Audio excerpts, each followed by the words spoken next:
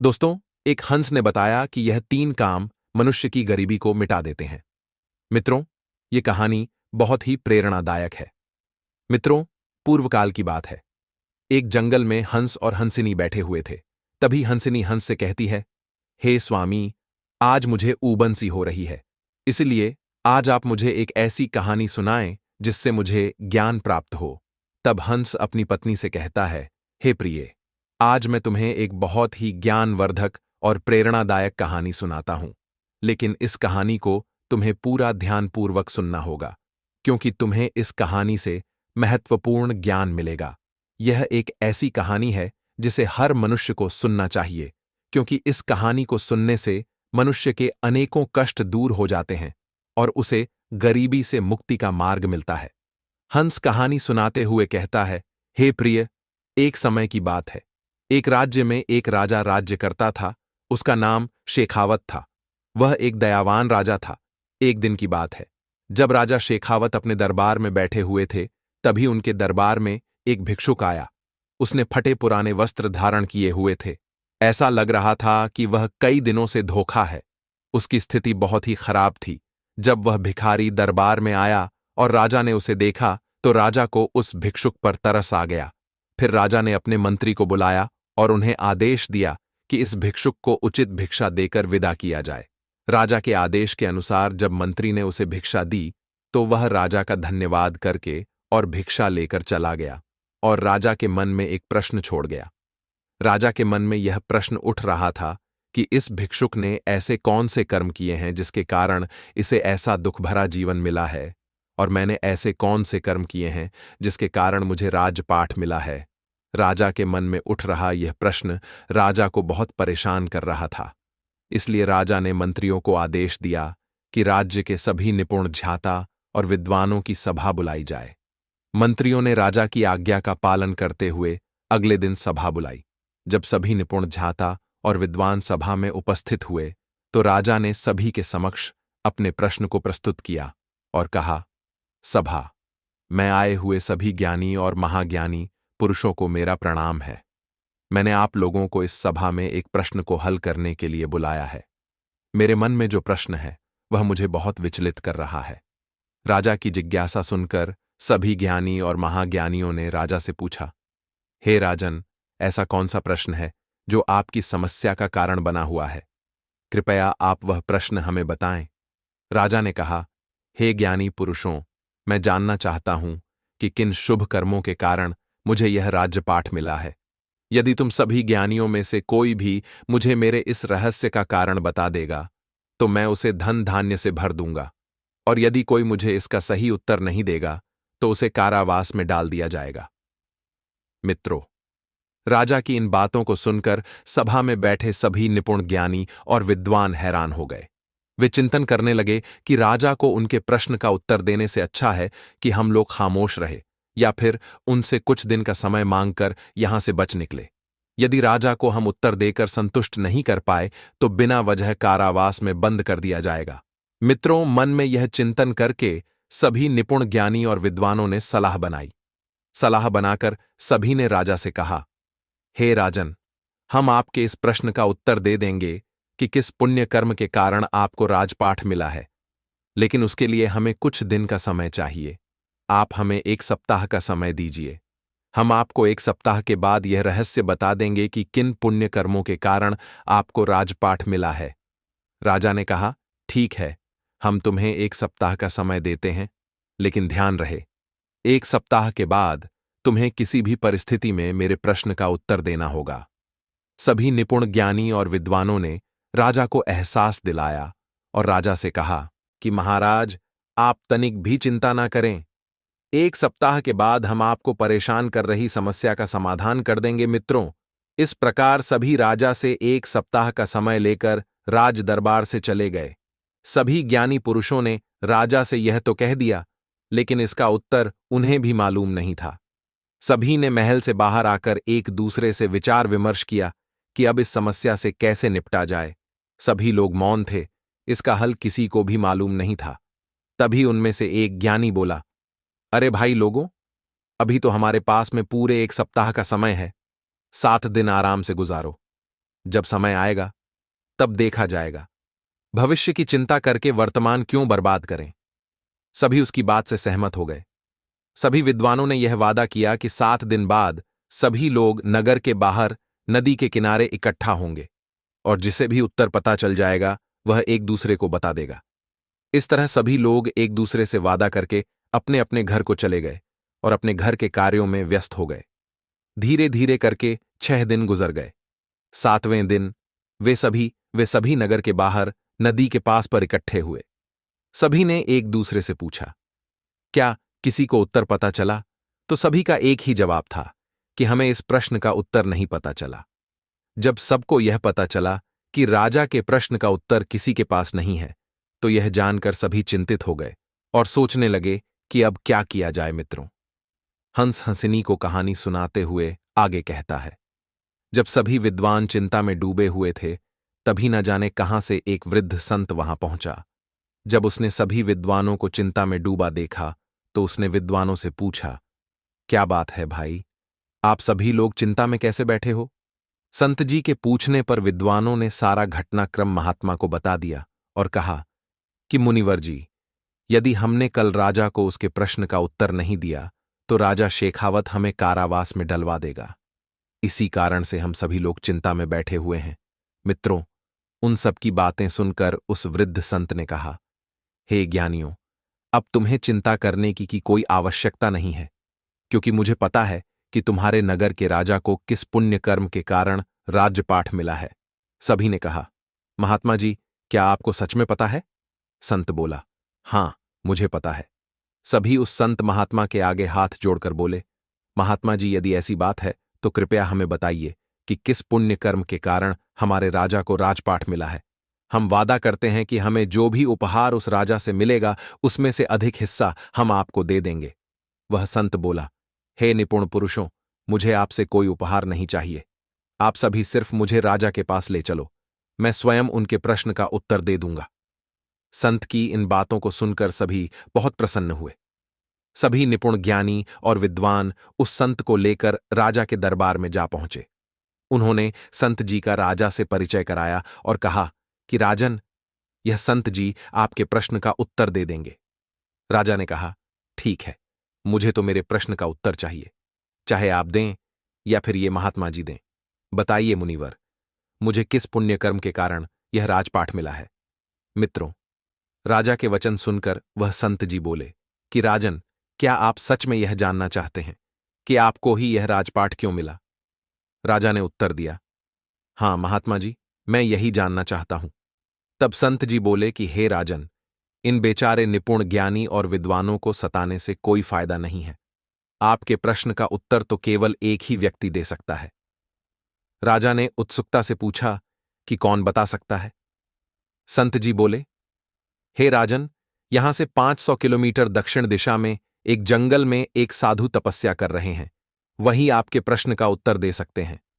यह सुनकर राजा ने उस संत की बात पर विश्वास किया और अपना राज्य अपने मंत्रियों को सौंपकर उस महात्मा की खोज में चल दिए।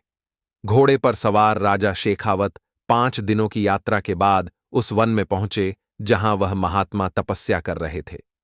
राजा ने हाथ जोड़कर महात्मा जी की 7 बार परिक्रमा की और महात्मा जी के सामने हाथ जोड़कर खड़े हो गए। कुछ समय पश्चात साधु जी ध्यान से जागे। जब उन्होंने राजा को अपने सामने हाथ जोड़े खड़ा पाया तो महात्मा ने पूछा, हे पुत्र, तुम कौन हो? देखने में तो तुम राजा जैसे लगते हो, फिर तुम इस वन में क्या कर रहे हो? फिर राजा ने साधु जी को अपना परिचय दिया और वहां आने का कारण बताया। इस पर महात्मा ने कहा कि मैं भी तुम्हारे प्रश्न का उत्तर देने में असमर्थ हूं, लेकिन यहां से 251 किलोमीटर दूर दक्षिण दिशा में एक शक्तिशाली महात्मा तपस्या कर रहे हैं। तुम उनके पास चले जाओ, वे तुम्हारे प्रश्न का उत्तर अवश्य देंगे। साधु की इन बातों को सुनकर राजा निराश हो गया, किंतु फिर नए उत्साह के साथ साधु द्वारा बताए गए मार्ग पर उस महात्मा की तलाश में आगे बढ़ चला। एक दिन पश्चात ही उसने उस साधु को खोज लिया जो भयंकर तपस्या कर रहे थे। वह साधु भी ध्यान साधना में बैठे तपस्या कर रहे थे। कुछ देर बाद जब महात्मा जी ध्यान से जागे तो उन्होंने राजा को सामने खड़ा देखा। महात्मा ने राजा से वहां आने का कारण पूछा। राजा ने उन्हें अपनी समस्या बताई। दोस्तों, राजा की बात सुनकर साधु ने कहा, सुनो राजन, यह सत्य है कि मैं बहुत दिनों से तपस्या कर रहा हूं, किंतु अनेक रहस्य ऐसे हैं जिन्हें मैं भी नहीं जानता। तुम्हारा प्रश्न भी कुछ ऐसा ही है। मैं इसका उत्तर देने में असमर्थ हूं। मित्रों, हंस अपनी पत्नी को कहानी आगे सुनाते हुए कहता है, हे प्रिय, जब राजा महात्मा के मुख से ऐसी बात सुनता है तो वह बहुत निराश हो जाता है। तब राजा शेखावत उन महात्मा जी से कहते हैं कि हे मुनिवर, तब तो मेरा इतनी दूर आना व्यर्थ ही गया। मैं तो बड़ी आशा लेकर आपके पास आया था कि आप मेरी समस्या का समाधान अवश्य कर देंगे। जब वह महात्मा जी राजा को अत्यंत उदास देखते हैं तो कहते हैं कि हे राजन, निराश मत हो। मुझे तुम्हारे प्रश्न का उत्तर पता नहीं है, लेकिन मैं उसे अच्छी तरह जानता हूं, जिसके पास तुम्हारे सभी प्रश्नों के उत्तर हैं। राजा ने कहा, ठीक है महाराज, आप उनका ही पता बता दीजिए। इतनी दूर आया हूं तो मैं उनसे भी मिल लेता हूं। महात्मा जी बोले, सुनो राजन, यहां से 100 किलोमीटर आगे टीकमगढ़ नाम का एक नगर है। उस नगर में रघुवीर नाम का एक आदमी रहता है। उसकी पत्नी इस समय गर्भवती है और अब से 4 दिन बाद उसके घर एक पुत्र का जन्म होगा। फिर महात्मा ने आगे कहा, रघुवीर के घर में पुत्र तो जन्म लेगा, लेकिन 7 घंटे के भीतर उसकी मृत्यु हो जाएगी। जब उसकी मृत्यु हो जाएगी तो रघुवीर उसे शमशान में दफना देगा। जब वह अपने पुत्र को दफनाकर लौट जाए, तब तुम उस मृत बच्चे को जमीन से बाहर निकाल लेना और उसी मृत बच्चे के सामने अपना प्रश्न रखना। तुम्हें तुम्हारे प्रश्न का उत्तर मिल जाएगा। राजा ने साधु का धन्यवाद किया और साधु को प्रणाम करके राजा आगे बढ़ गया। चलते चलते राजा साधु द्वारा बताए हुए नगर टीकमगढ़ में पहुंच गया और रघुवीर का घर तलाश करके उसके घर के समीप पहुंच गया। कुछ ही देर में रघुवीर अपने घर से बाहर निकला। अपरिचित व्यक्ति को बाहर खड़ा हुआ देखकर रघुवीर ने राजा से पूछा, भाई तुम कौन हो और मेरे घर के सामने खड़े होकर क्या कर रहे हो? तब राजा ने कहा, मैं तुम्हारे घर में आने वाले उस नन्हे से मेहमान की प्रतीक्षा कर रहा हूं, जो शीघ्र ही तुम्हारी पत्नी के गर्भ से जन्म लेने वाला है। रघुवीर अपरिचित व्यक्ति के मुख से जब इन बातों को सुनता है तो उसे बड़ा ही आश्चर्य होता है। राजा की इन बातों को सुनकर रघुवीर राजा से पूछता है, तुम्हें कैसे पता चला कि मेरी पत्नी गर्भवती है? राजा ने कहा, इसमें आश्चर्य करने की कोई बात नहीं है। मुझे यह बात एक महात्मा ने बताई है और उसने यह भी कहा है कि तुम्हारी पत्नी के गर्भ से पुत्र की प्राप्ति होगी। यह सुनकर रघुवीर बोला, भाई बच्चा स्वस्थ तो पैदा होगा? राजा ने कहा, हां भाई, स्वस्थ पैदा होगा, लेकिन सिर्फ 6 घंटे ही जीवित रह पाएगा। उसके बाद में उसकी मृत्यु हो जाएगी। रघुवीर भयभीत स्वर में बोला, अरे भाई, शुभ शुभ बोलो। कितनी समस्याओं के बाद मेरे यहां पुत्र रत्न पैदा होगा, और अगर वह पैदा होने के बाद मर गया तो यह मेरे लिए किसी सदमे से कम नहीं होगा। राजा ने कहा, भाई, जो सत्य है वह मैंने तुम्हें बता दिया। जब रघुवीर अपरिचित व्यक्ति के मुख से इन बातों को सुनता है तो अपने पुत्र को बचाने के लिए एक वैद्य को बुला लेता है, लेकिन भाग्य का लिखा कौन मिटा सकता है। रघुवीर ने अपने पुत्र को बचाने का बहुत प्रयास किया, लेकिन उसकी कोई युक्ति काम नहीं आई। महात्मा के बताए अनुसार रघुवीर की पत्नी के गर्भ से एक पुत्र ने जन्म लिया। सभी ने खूब खुशियां मनाई गईं, लेकिन 5 घंटे बाद ही बच्चे की तबीयत बिगड़ गई। वैद्य ने बच्चे को बचाने के लिए अनेक प्रयास किए, लेकिन उनका कोई प्रयास सफल नहीं हुआ और वह बच्चा 7 घंटे के भीतर मृत्यु को प्राप्त हो गया। जिस घर में कुछ देर पहले खुशी छाई थी, बच्चे के प्राण त्यागने से एकदम से मातम सा छा गया। रघुवीर के घर में हाहाकार मच गया। रघुवीर ने छाती पर पत्थर रखकर अपना कर्तव्य पूरा किया। उसने अपने बच्चे के शव को कफन में लपेटा और शमशान के लिए चल दिया। शमशान पहुंचकर रघुवीर ने एक गड्ढा खोदा और उस गड्ढे में अपने पुत्र को दफन कर दिया। रघुवीर रोते हुए अपने घर को लौटने लगता है। फिर राजा उस स्थान पर पहुंचता है, क्योंकि उस महात्मा ने कहा था कि जैसे ही रघुवीर वहां से अपने घर को लौटे तो तुम्हें वह बच्चा जमीन से बाहर निकाल लेना है। यदि तुमने थोड़ा भी विलंब किया तो फिर तुम्हारे प्रश्न का उत्तर नहीं मिल पाएगा। इसलिए राजा रघुवीर के जाते ही शमशान में आता है और बच्चे को बाहर निकाल लेता है। जैसे ही राजा शेखावत बच्चे के ऊपर से कफन हटाता है तो वह बहुत ही आश्चर्य में पड़ जाता है, क्योंकि वह मरा हुआ बच्चा फिर से जीवित हो जाता है और राजा से कहता है, क्या हुआ भाई, तुमने मेरी निद्रा में विघ्न क्यों पैदा किया है? बच्चे की इन बातों को सुनकर राजा अपना प्रश्न उस बच्चे को बताता है और कहता है, मैं अपने प्रश्न के उत्तर के लिए तुम्हारे पास आया हूं। एक तुम ही हो जो मेरी शंका का समाधान कर सकते हो। राजा ने जब उसको अपनी समस्या बताई तो वह बालक बोला, भाई सुनो, जिस कारण से या जिस कर्म से तुम्हें यह राजपाठ मिला है उसके पीछे एक रहस्य है। यदि तुम यह जानना ही चाहते हो तो मैं तुम्हें संक्षेप में बताता हूं। भाई, इस जन्म में तुम राजा हो, लेकिन पूर्व जन्म में तुम मेरे चचेरे भाई थे। राजा आश्चर्य से बोला, मैं तुम्हारा भाई था? बालक बोला, हां, पूर्व जन्म में हम 5 भाई थे और हम एक आश्रम में रहकर विद्या अध्ययन किया करते थे।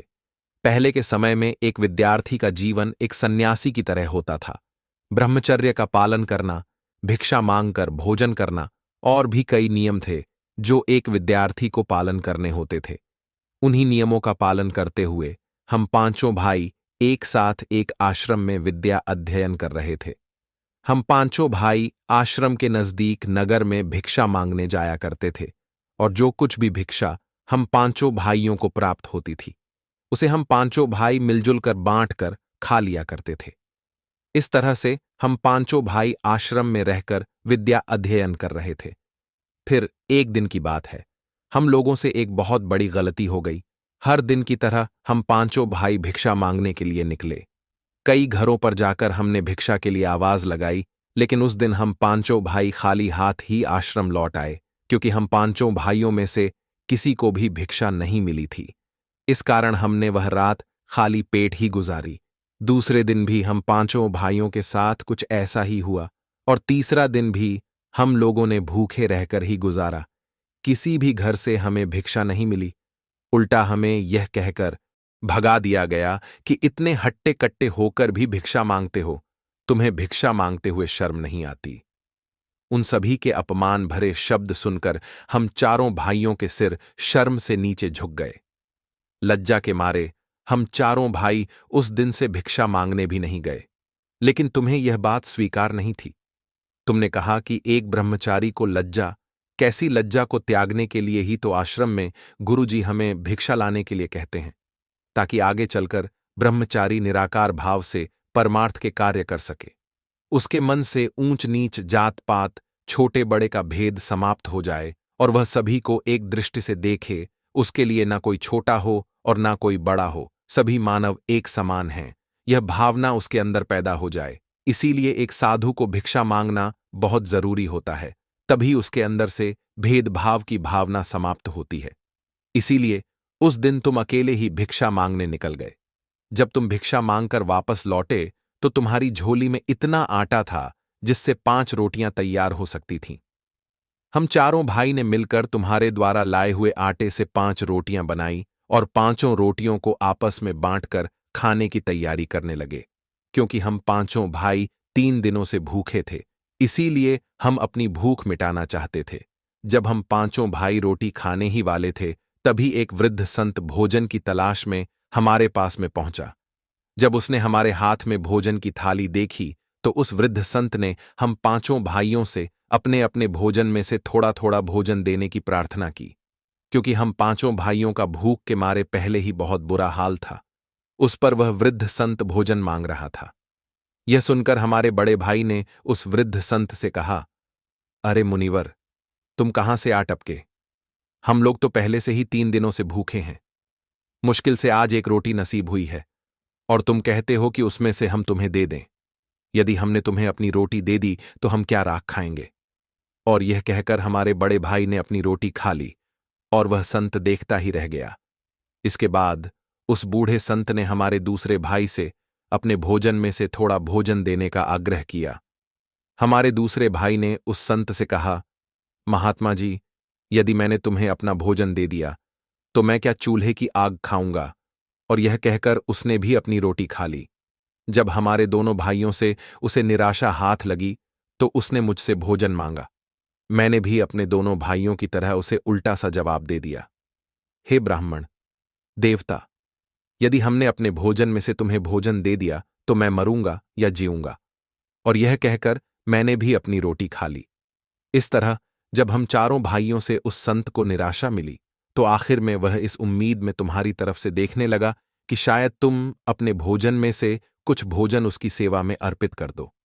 हे राजन, जब उस बूढ़े संत ने तुमसे रोटी की गुहार लगाई तो तुमने बिना किसी हिचकिचाहट के अपने हिस्से वाली रोटी उस संत को दे दी।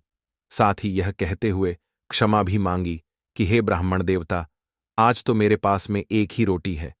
आप इस एक रोटी को खाकर अपनी भूख मिटाएं। आप फिर किसी दिन हमारे यहां आए तो जरूर मैं आपका संपूर्ण रूप से अतिथि सत्कार करूंगा।